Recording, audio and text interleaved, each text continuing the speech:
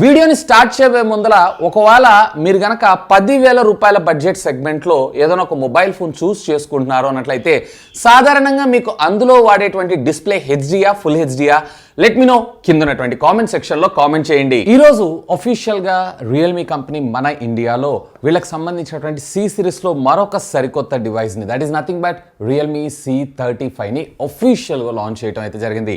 So ఈ సెగ్మెంట్లో మొట్టమొదటిసారిగా వీళ్ళ నుంచి వస్తున్నటువంటి ఫుల్ హెచ్డి డిస్ప్లేతో పాటు డ్యూయల్ TUI రీహెన్లాండ్ సర్టిఫికేషన్ కూడా మనకి ఇందులో రావడం అయితే జరుగుతుంది.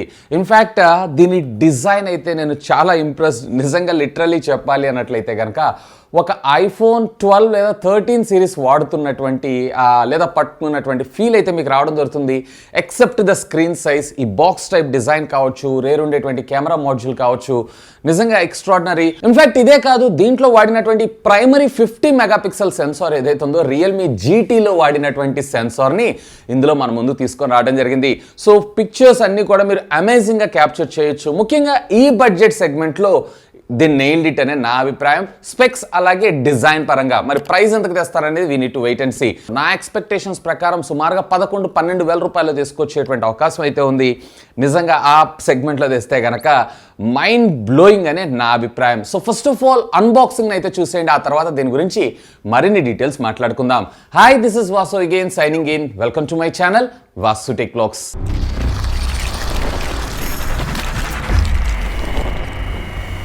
So friends, here it is. ఇది మనకి రిటైల్ బాక్స్ ప్యాకేజ్ అయితే ఈ విధంగా రావడం జరుగుతుంది. So first of all C35 branding తో పాటు Realme top of the box most trusted technology brand. Left and right as usual. Bottom of the box మీరు ఇక్కడ అబ్జర్వ్ చేశారన్నట్లయితే బాక్స్ కంటెంట్ తో పాటు ఇంపోర్టర్ అలాగే మ్యానుఫ్యాక్చర్ అడ్రసెస్ ని మనం ఇక్కడ చూడొచ్చు. టాప్ మీరు చూసారన్నట్లయితే 4+64 GB వేరియంట్ ని మన ముందుకు పంపించారు. దీంట్లో మరొక వేరియంట్ కూడా ఉంటుంది 6+128 GB. ఇక బ్యాక్ సైడ్ మీరు చూసారంటే దీనికి సంబంధించినటువంటి కొన్ని హైలైట్ స్పెసిఫికేషన్స్ తో పాటు ఆండ్రాయిడ్ బ్రాండింగ్ అలాగే దీనికి సంబంధించినటువంటి సార్ వాల్యూస్ అన్ని కూడా మనకి ఇక్కడ ప్రింట్ రావడం జరిగింది. అఫ్ కోర్స్ ఇవన్నీ కూడా మన ఇండియన్ స్టాండర్డ్ కి లోబడి రావడం జరిగింది. సో బాక్స్ ఓపెన్ చేయగానే ఇనిషియల్లీ ఒక చిన్న కాటన్ బాక్స్, దీంట్లో మనకి సిమ్ కార్డ్ ఎజెక్టింగ్ పిన్ని మనకు ప్రొవైడ్ చేయడంతో పాటు కొంత యూజర్ మాన్యువల్స్ని అయితే మనకు ప్రొవైడ్ చేశారు. సో దీంట్లో TPU కేస్ని అయితే ప్రొవైడ్ చేయలేదు. అఫ్ కోర్స్ ఈ సిరీస్లో మనము వీటిని చూడము.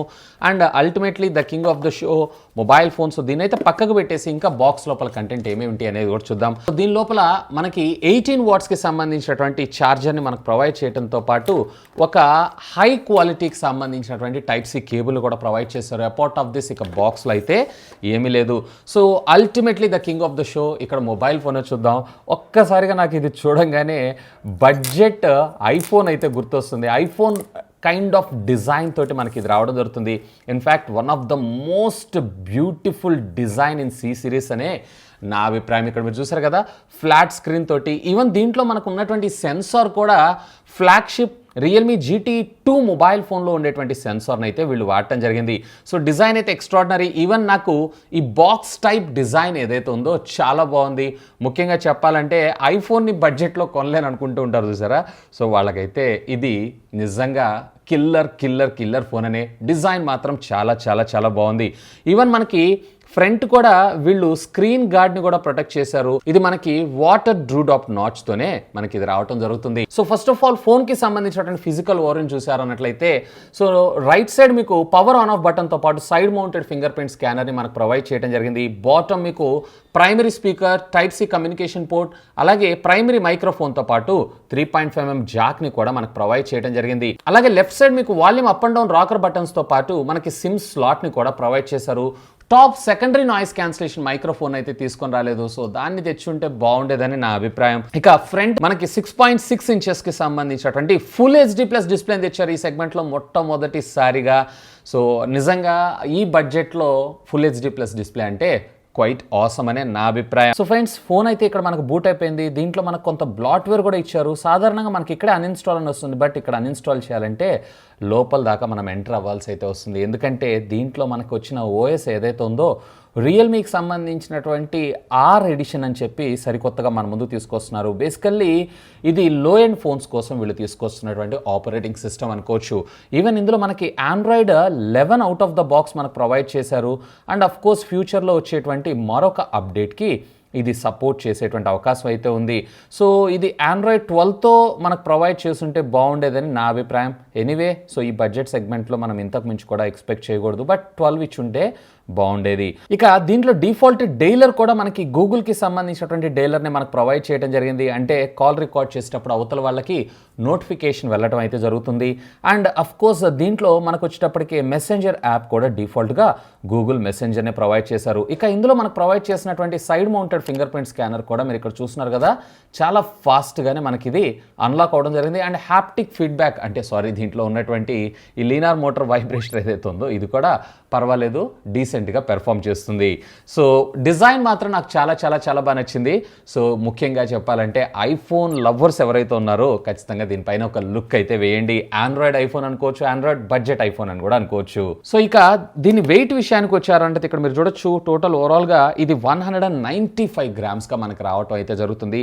సో విత్ స్క్రీన్ గార్డ్ ఇవన్నీ కలిపి కంపెనీ క్లెయిమ్ చేయడం మాత్రం ఇది 189 గ్రామ్స్ మాత్రమే. సో దీనిపైన స్క్రీన్ గార్డ్ అప్లై చేశారు కాబట్టి మేబీ అదొక 3 to 4 గ్రామ్స్ ఉండేటువంటి అవకాశం అయితే ఉంది. ఇక దీంట్లో మనకి కెమెరా ఫీచర్స్ విషయానికి వచ్చారు అన్నట్లయితే రెగ్యులర్గా మనకి క్యాప్చర్ అంటే ఫోటోగ్రఫీ మోడ్, అలాగే దీంతో పాటు మనకి ప్యారలల్గా పోర్ట్రేట్ మోడ్, ఈవెన్ మోర్లోకి వెళ్ళారు అన్నట్లయితే మరికొన్ని ఫీచర్స్ అయితే మనం ఇక్కడ చూడొచ్చు. అలాంగ్ విత్ 50 మెగాపిక్సెల్ పానోరామా మ్యాక్రో కూడా మనం దీని ద్వారా అయితే క్యాప్చర్ చేయొచ్చు. ఇక వీడియో రికార్డింగ్ కాంపాక్టబిలిటీస్ విషయానికి వచ్చారన్నట్లయితే ఫుల్ హెచ్డీలో 30 FPS, అలాగే హెచ్డీలో 720 FPS, అలాగే ఎస్డీలో 420 FPSలో మీరు వీడియోస్ని అయితే రికార్డ్ చేయొచ్చు. ఈవెన్ ఫ్రంట్ వీడియో కాంపాక్టబిలిటీస్ విషయానికి వచ్చారంటే హెచ్డీ రెడీలో 720p 30 FPSలో మీరు వీడియోస్ని అయితే రికార్డ్ చేసుకోవచ్చు. ఫ్రెండ్స్ ఇక దీని వీడియో క్వాలిటీ, ఆడియో క్వాలిటీ కూడా చెక్ చేద్దాం. సో ఫస్ట్ ఆడియో చూడండి.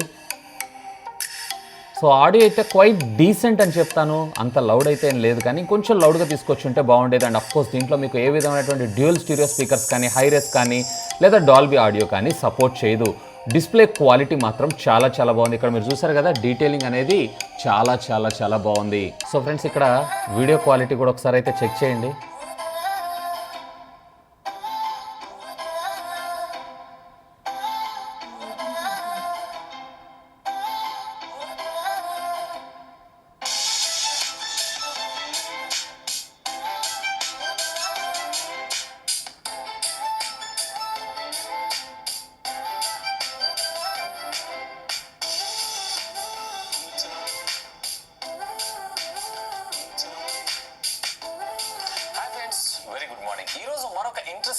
సో వీడియో కలర్స్ అలాగే క్వాలిటీ కూడా పర్వాలేదు, బాగానే ఉంది. సో దీంట్లో మరొక ఇంట్రెస్టింగ్ థింగ్ ఏంటి అంటే, ఈవెన్ ఒకవేళ మీరు కనుక ఓటీటీ కంటెంట్ లవర్స్ అయి ఉన్నట్లయితే, ఓటీటీ కంటెంట్ ఎక్కువగా చూస్తున్నారు అన్నట్లయితే దీంట్లో మీకు వైడ్ 1L1 సెక్యూరిటీ సపోర్ట్ని కూడా మన ముందు తీసుకొచ్చారు. కూల్ ఫ్యూచర్ ఈ బడ్జెట్ సెగ్మెంట్లో సాధారణంగా ఇది ఎక్కువగా మనం మిస్ అవుతూ ఉంటాం. సో ఫ్రెండ్స్ చూసారు కదా అన్బాక్సింగ్ వీడియో అయితే. ఇక దీనికి సంబంధించినటువంటి నా ఇనిషియల్ ఇంప్రెషన్స్ నేను మీతో అయితే షేర్ చేసుకుంటాను. ముఖ్యంగా ఫస్ట్ ఆఫ్ ఆల్ డిజైన్ గురించి అయితే మనం మాట్లాడుకోవాలి.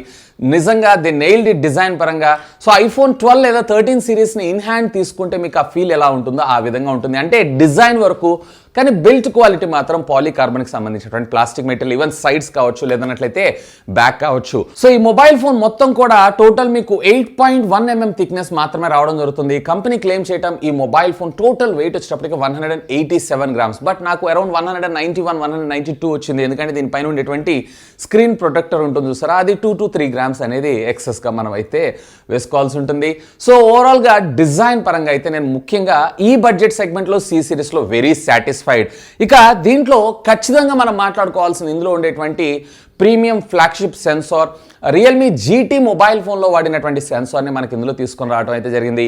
సో ప్రైమరీగా మీరు ఫోటోగ్రాఫ్స్ తీస్తున్నారు అన్నట్లయితే అవుట్పుట్ మాత్రం ఎక్స్ట్రాడనరీ, బట్ ఇది ఫోకస్ చేసే దగ్గర మాత్రం కొంచెం స్ట్రగుల్ అయితే అవుతుంది. అండ్ కొంచెం డిస్టెన్స్ కూడా మనం దూరంగా ఉండి క్యాప్చర్ చేస్తున్నాం అన్నట్లయితే మనకి అక్కడ బెటర్ రిజల్ట్ రావడం అయితే జరుగుతుంది. అఫ్ కోర్స్ ఇది మళ్ళీ ఫ్యూచర్ వచ్చేటువంటి అప్డేట్లో రిజాల్వ్ చేసేటువంటి అవకాశం అయితే ఉంది. ఇనిషియల్గా నేను అబ్జర్వ్ చేసింది అయితే ఇది. ఇక దీంట్లో మరొక 2 మెగాపిక్సెల్కి సంబంధించినటువంటి డెప్త్ సెన్సార్ని కూడా మన ముందు తీసుకొచ్చారు. డెప్త్ ఎఫెక్ట్ కూడా పర్వాలేదు, క్వైట్ డీసెంట్. కానీ ప్రైమరీ సెన్సార్ ద్వారా మీరు పోర్ట్రేట్ ఫోటోగ్రాఫ్స్ అంటే నార్మల్ ఫోటోగ్రాఫ్స్ అయితే తీసుకోండి, బెటర్ అవుట్పుట్ వచ్చేటువంటి అవకాశం ఉంది. ఇక మరొక బ్లాక్ అండ్ వైట్ సెన్సార్ని ఇస్తారు, కానీ అఫ్ కోర్స్ దీనివల్ల పెద్దగా మనం ఎక్కువగా యూజ్ అయితే చేయం. ఇక ఫ్రంట్ దీనిలో వచ్చినప్పటికి మనకి 8 మెగాపిక్సెల్ సెన్సార్ని మనకు ప్రొవైడ్ చేశారు. కానీ దీనిలో నాకు ఒక డిసడ్వాంటేజ్ ఏంటంటే ఫ్రంట్ పోర్ట్రేట్ ఫోటోగ్రఫీ అయితే మనకి ప్రొవైడ్ చేయలేదు. అంటే రెగ్యులర్ ఫొటోస్ని మాత్రమే మనం ఇందులో క్యాప్చర్ చేయాల్సి ఉంటుంది. సో క్వైట్ డీసెంట్, అంటే మరి అంత హై ఎండ్ కూడా లేదు, ఇంకొంచెం ఇంప్రూవ్డ్గా తీసుకొచ్చుంటే బాగుండేది ఈ 8 మెగాపిక్సెల్ సెన్సార్ కూడా అని నా అభిప్రాయం. ఎందుకంటే రేర్ ఎక్స్ట్రాడినరీ ఇచ్చి ఫ్రంట్ వచ్చేటప్పటికే నార్మల్ చేసేసారు. సో ఇది కూడా కొంచెం బెటర్గా తీసుకొచ్చుంటే బాగుండేది నా అభిప్రాయం. ఇక ఖచ్చితంగా దీంట్లో మనం ప్రాసెసర్ గురించి కూడా మాట్లాడుకోవాలి. యూని SoC 616 ప్రాసెసర్ని మన ముందుకు తీసుకొచ్చారు. సో డే టు డే లైఫ్లో మనకి క్వైట్ డీసెంట్ పెర్ఫార్మెన్స్ అయితే ఇది ప్రొవైడ్ చేయగలదు. అండ్ అఫ్కోర్స్ దీంట్లో ఆపరేటింగ్ సిస్టమ్ కూడా రియల్మీ R ఎడిషన్ అని చెప్పి కస్టమైజ్డ్, అంటే దీనికి సంబంధించినటువంటి లైట్ వేరియంట్ కింద మన ముందు తీసుకొని రావడం జరిగింది. సో డే టు డే లైఫ్లో మీరు వాడుకునేటువంటి యాప్స్ ఇట్లాంటి వాటన్నిటిలో కూడా ఎక్కడ హ్యాంగ్ కానీ ల్యాగ్ కానీ కాకుండా ఇదైతే పర్ఫెక్ట్గా వర్క్ చేయగలదు. ఈవెన్ నేను దీంట్లో CPU థ్రాటిల్ టెస్ట్ కూడా చేశాను. క్వైట్ డీసెంట్ పెర్ఫార్మెన్స్ అయితే ఇది మనకు ప్రొవైడ్ చేయగలదు. ఇవి కాకుండా దీంట్లో అడిషనల్ గా మనకి ఇందులో డ్యూయల్ బ్యాండ్ వైఫై, అలాగే బ్లూటూత్ 5.1 టెక్నాలజీ, అలాగే మనకు వచ్చేటప్పటికే Vivo wifi calling services, carrier aggregation services ఇవన్నీ కూడా వెరీ కామన్ గా మనం చూస్తాం. ముఖ్యంగా దీంట్లో నచ్చిన మరొక విషయం ఏంటి అంటే ఈ బడ్జెట్ సెగ్మెంట్ లో ముఖ్యంగా మనం హెచ్డి లేదా హెచ్డి ప్లస్ డిస్ప్లేస్ మనం చూస్తుంటాం. వేరే ఇక్కడ మీకు ఫుల్ హెచ్డి డిస్ప్లే రావడం జరుగుతుంది, along with side with wide one L1 support. So ఈ వైడ్ వన్ L1 సపోర్ట్ సహాయంతో మీరు ఆన్లైన్ ఓటీటీకి సంబంధించినటువంటి యాప్స్ సహాయంతో ఫుల్ హెచ్డీలో మీరు వీడియోస్ని అయితే స్ట్రీమ్ చేయగలరు. సో క్వైట్ డీసెంట్ ఓవరాల్గా ఒక మంచి ప్యాకేజ్ని మనకు ప్రొవైడ్ చేసినట్లే. బట్ ప్రైస్ మ్యాటర్స్ ఇక్కడ. సో ప్రైస్ ఈ వీడియో షూట్ చేసేటప్పటికి ఏ ప్రైస్ ఉందని నాకు తెలియదు. ఒకవేళ దీన్ని కనుక 10 నుంచి 11,000 రూపాయల బడ్జెట్ సెగ్మెంట్లో లాంచ్ చేశారు అన్నట్లయితే కనుక ఆ బడ్జెట్ సెగ్మెంట్లో ఇది కిల్లర్ డీల్ అనే నా అభిప్రాయం. సో మీకేమనిపిస్తుంది? లెట్ మీ నో కింద ఉన్నటువంటి కామెంట్ సెక్షన్లో కామెంట్ చేయగలరు. That's all for today. This is Vasu signing off. Have a great day.